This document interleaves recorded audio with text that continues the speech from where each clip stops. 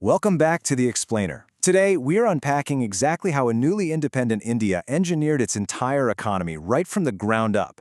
I mean, just think about it. Building a nation's economic engine from scratch is a staggering task. The blueprints put in place in those early decades didn't just organize industries, they literally defined the very fabric of Indian enterprise for generations to come. So how exactly do you control an entire nation's economy? Well, for India, it all starts with the Industrial Policy Resolution of 1956. This wasn't just some regular policy document, it was the ultimate master plan meant to build a socialist pattern of society. Imagine looking at a massive, newly independent nation and deciding exactly who builds what, where it goes, and how much can be produced. Here is our roadmap for today. We will quickly walk through the 1956 blueprint, see how they divided industries into three strict categories, dive into the infamous license Raj, look at regional growth, and finally, unpack the protections for small-scale industries. Right, let's jump straight into Section 1, the 1956 Industrial Blueprint, and what they called the commanding heights. Now, take a look at this quote. The goal of the state controlling the commanding heights of the economy. That specific phrase is literally the heartbeat of the 1956 resolution. The government firmly believed that if India was going to achieve true socialist growth, the state couldn't just sit in the passenger seat. It had to be the one driving, taking absolute control of the largest, most critical sectors. We're talking heavy machinery, steel, power, the big stuff. Moving on to Section 2, three categories of industry, or basically how they divided up the entire economy. You see, you simply can't control an economy without a very strict map. So the government basically took every single industry and carved them into three rigid buckets.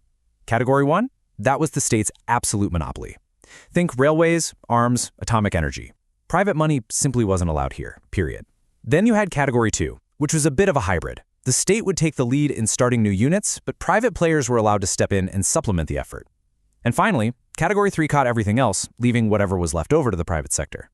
Which brings us to Section 3, the rise of the license Raj, and this whole permission slip system.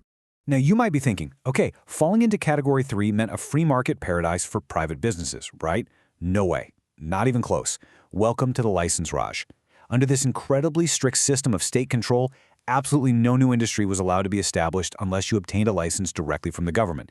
It was an economy basically choked by red tape, running entirely on official permission slips just so the state could keep a close eye on every single factory. And the control didn't just stop once you opened your factory doors. Let's say you already had a business running and you just wanted to expand your output a bit, or maybe diversify into a new product line. You couldn't just go ahead and do it. First, you literally had to convince a government bureaucrat that the wider economy actually required those extra goods. Only if they were fully convinced would you get a new license to expand. As you can imagine, it was incredibly meticulous, and honestly, painfully slow. So that leads us to Section 4, directing regional growth and the geography of industry. You might be wondering, why on earth would they create such a massive bureaucratic maze? Well, it wasn't just control for the sake of control. It was actually a deliberate tool for forced regional equality. If you wanted to set up a factory in an already booming, developed city, getting that license was nearly impossible. But if you agreed to build your factory in an economically backward area, suddenly the doors swung wide open. It was much easier to get the license, you got tax benefits, and they even gave you electricity at a lower tariff. The government was basically forcing industries to spread out across the map. Let's look at Section 5 now, shielding small-scale industries, creating a sort of grassroots fortress. While all those massive corporations were busy fighting their way through the license Raj, the government formed the Carve Committee back in 1955 to figure out rural development. They knew small industries were absolutely key for this. But how exactly do you legally define small? Interestingly enough, they didn't judge a business by how big its factory was or how many people worked there. They defined it purely with a strict ceiling on the maximum investment allowed on the assets of a unit. And obviously, that financial ceiling has shifted quite a bit over the decades. Back in 1950, a unit was considered small scale if its max investment was capped at rupees 5 lakh. Fast forward to the present limits mentioned in our source data, and that allowance has gone all the way up to rupees 1 crore.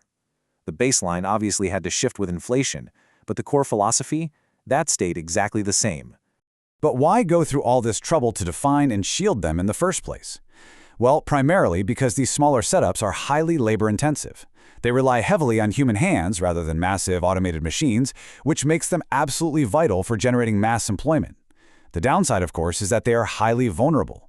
A local weaver or small-scale manufacturer simply cannot compete with the massive pricing power and scale of big industrial firms. So, to make sure these grassroots businesses survived, the government practically built a regulatory fortress around them. They reserved the production of certain specific products exclusively for small units. That means big firms were outright banned from making them. Throw in some solid concessions on excise duties and bank loans at much lower interest rates, and you've got a very robust shield for the grassroots economy.